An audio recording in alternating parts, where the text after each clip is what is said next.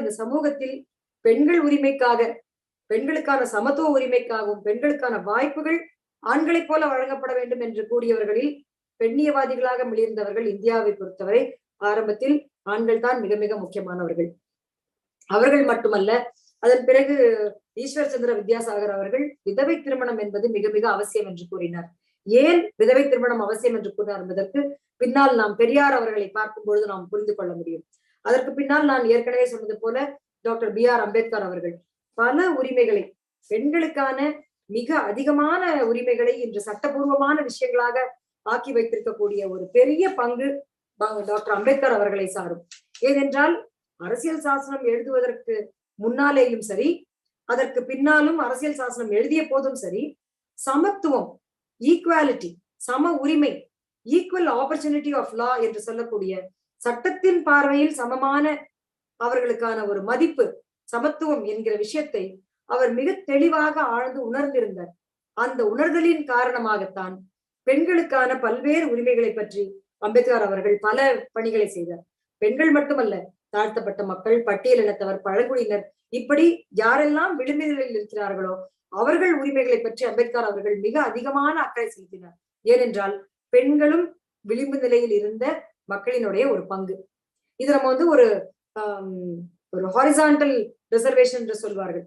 அதாவது பார்ப்பனர்களில் பெண்கள் என்றால் அவர்கள் அடிமைப்பட்டவர்கள், இடைப்பட்ட சாதியில் பெண்கள் என்றால் அவர்களிலே இவர்கள் கீழானவர்கள், தாழ்த்தப்பட்டவர்களிலே பெண்கள் என்றால் அவர்கள் தாழ்த்தப்பட்ட மக்களில் இருக்கக்கூடிய நுகத்தடியை காட்டிலும் இன்னொரு அடிமைத்தனமும் சேர்ந்து அவர்கள் மோசமாக இருப்பார்கள்.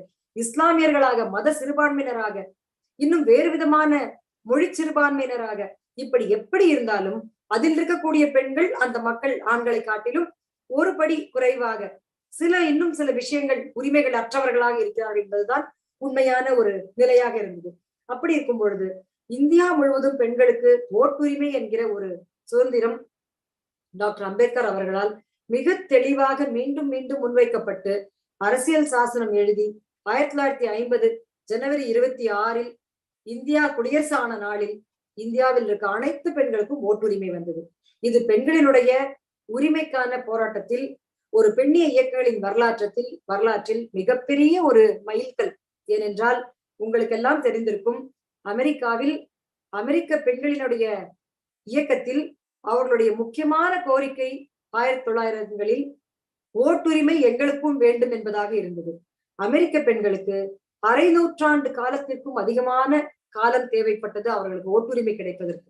ஆனால் இந்திய பெண்களுக்கு அவ்வாறு இல்லாமல் போனதற்கு மிகப்பெரிய பெண்ணியவாதியான டாக்டர் B.R. அம்பேத்கர் அவர்கள் அந்த பணியை அரசியல் சாசன அடிப்படை உரிமையாக மாற்றியதே ஒரு காரணம். அடுத்து பெண்களுடைய கல்வியை பற்றி மிக அதிகமான முக்கியத்துவத்தை கொடுத்து அதற்கான பள்ளிக்கூடங்கள் எல்லாம் கூட அவர் நடத்தி இருக்கிறார்.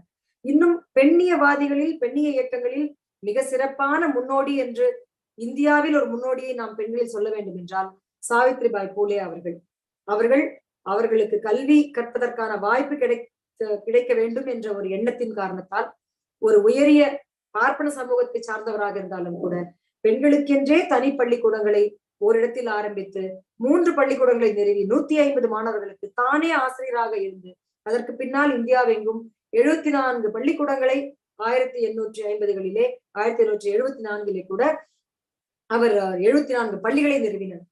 அப்படி பெண்ணுக்கு கல்வி தருவது என்பது அவர்கள் வாழ்க்கையை, அவருடைய உரிமைகளை அளிப்பது, அவர்கள் சுதந்திரத்திற்கும் முன்னேற்றத்திற்கும் வழிகோலுவது, பொருளாதார ரீதியாக அவர்களை உயர்வாக்குவது, மற்ற மக்களைப் போல அவர்களுக்கு மதிப்பையும் மரியாதையும் உரிமைகளையும் தரக்கூடியது என்பதால் கல்வி என்கிற வாய்ப்பு பெண்களுக்கான சம வாய்ப்பாக அளிக்கப்பட வேண்டும் என்பதில் இவர்கள் எல்லாம் மிகப்பெரிய பங்காற்றினார்கள். இவையெல்லாம் இந்தியாவில் பெண்ணிய இயக்கங்களில் மிக ஆரம்ப காலத்தில் நடைபெற்ற மிக முக்கியமான முன்னெடுப்புகள்.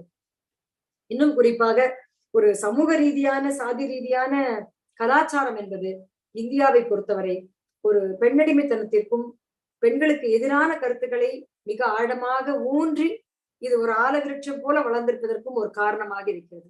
ஏனென்றால் சாதி என்கிற அந்த ஒரு படிநிலை தான் பெண்களுக்கான அகமண முறையை வலியுறுத்துகிறது.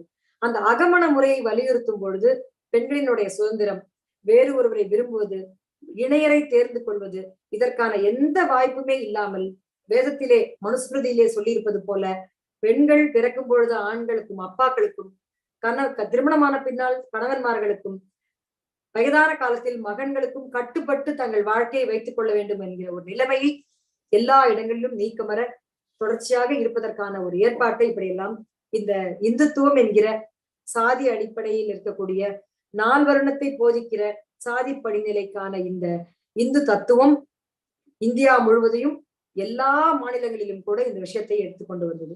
எனவே பெண்ணிய போராட்டங்கள் அல்லது பெண்ணுக்கான சிறப்பான ஒரு நிலை என்பது நாம் சொல்லக்கூடிய ஏறக்குறைய 12ஆம் நூற்றாண்டில் கூட ஒரு 60க்கும் மேற்பட்ட பெண் கவிஞர்கள், பெண் ஔவையார் உட்பட இன்னும் பல்வேறு ஆழ்வார்களிலும் நாயன்மார்களிலும் கூட இருந்த பெண்கள், இவர்கள் எல்லாம் சேர்த்து பார்க்கும் பொழுது அவ்வளவு உயர்வான இந்த சமூகம் பிற்காலத்தில் ஒரு இந்துத்துவ கருத்துக்களின் அடிப்படையில், வர்ணாசிர தர்மத்தின் அடிப்படையில் பெண்களை மிக மோசமாக பாவிக்கக்கூடிய, பெண்களை மிக இரண்டாம் பட்சத்திலும் அதைவிட கீழாகவும் வைக்கக்கூடிய, எவ்வித உரிமையும் தராமல் குழந்தைகளை திருமணம் செய்து கொடுத்து அவர்களை மனிதர்களாகவே பார்க்காமல் இருந்த ஒரு நிலைமையை ஏற்படுத்தி இருந்தது. பெரியார் மிகப்பெரிய இன்னொரு நம்முடைய வரலாறு உலகம் முழுவதிலும் இருக்கக்கூடிய எல்லா இயக்கங்களிலுமே கூட தந்தை பெரியார் அவர்கள் மிகப்பெரிய ஒரு பெண்ணியவாதி. அவர் எந்த விதமான சமரசமற்ற போராட்டத்தையும் செய்து தமிழ்நாட்டை இந்தியாவிலேயே பெண்களுடைய உரிமைகளிலும் அவர்களுடைய நிலைமையும் இன்றைக்கு மிகப்பெரிய அளவில் ஒரு மாற்றத்தை காண்கிற அளவில் கொடுப்பதற்கு அவர் ஒரு தனித்துவமான ஒரு போராளி என்பதில் எவ்விதமான சந்தேகமும் இல்லை. விதவை திருமணங்களை, சுயமரியாதை திருமணங்களை ஆதரித்த பெரியார் அவர்கள் விதவை திருமணங்களை மிக அதிகமாக ஊக்குவித்தார். ஏன் அப்படின்னு சொன்னா 1921ஆம் வருட கணக்கெடுப்பு சென்சஸ் படி அன்றைக்கு இருந்த விதவைகளை பற்றி நம்ம தெரிஞ்சுக்கணும். ஒரு வயதுக்கு உட்பட்ட விதவைகள் 1921ல 497 பேர் இருந்தாங்க. 1 முதல் 2 வயதுக்கு உட்பட்டவர்கள் 494, 2 to 3 வயது இருந்தவர்கள் 1257, 3ல இருந்து 4 வயசு இருந்த விதவைகள் 2837, 4ல இருந்து 5 வயசு இருந்தவங்க 6707 பேர். இப்படி 5 வயதுக்கு உட்பட்ட விதவைகள் 1921ல் 11,343 விதவைகள் இருந்தாங்க. இதற்கப்புறம் நான் அப்படியே கொண்டு போலாம். 5ல இருந்து 10 வயது, 10ல இருந்து 15, 20ல இருந்து 25, 15ல இருந்து 20, 25ல இருந்து 30, இப்படி 30 வயதுக்கு உட்பட்ட விதவைகள் தமிழ்நாட்டில் 1921 சென்சஸ் படி, இந்த சென்சஸ் என்பதே உண்மையிலே எல்லாவரையும் சேர்த்த ஒரு கணக்கெடுப்பாக கூட இருக்க முடியாது. 10%, 20% விடுபட்டு கூட இருக்கலாம்.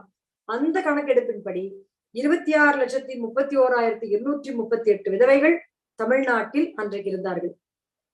அதாவது 30 வயதுக்கு உட்பட்டவர்கள் மட்டும்.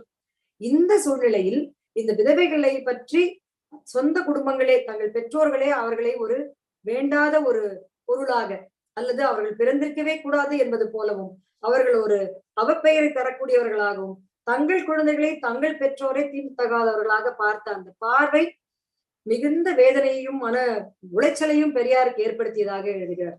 அப்படி இருக்கும் பொழுது விதவை திருமணங்கள் என்பது இந்த சமூகத்தில் மிக முக்கியமானது. குழந்தை திருமணத்தை தவிர்க்க வேண்டும் என்பதற்காகவும் கூட 1929ல் சாரதா சட்டம் என்று சைல்ட் மேரேஜ் ரெஸ்ட்ரெயின்ட் ஆக்ட், குழந்தை திருமணங்கள் தடுப்பு சட்டம் என்கிற ஒரு சட்டமும் கொண்டு வந்தார்கள். அந்த சாரதா சட்டம் கொண்டு வரும்போது குழந்தைக்கு குறைஞ்சபட்சம் 14 வயது இருந்தால்தான் திருமணம் செய்ய வேண்டும் என்கிற ஒரு சட்டம் கொண்டு வரப்பட்டது. அதாவது 14.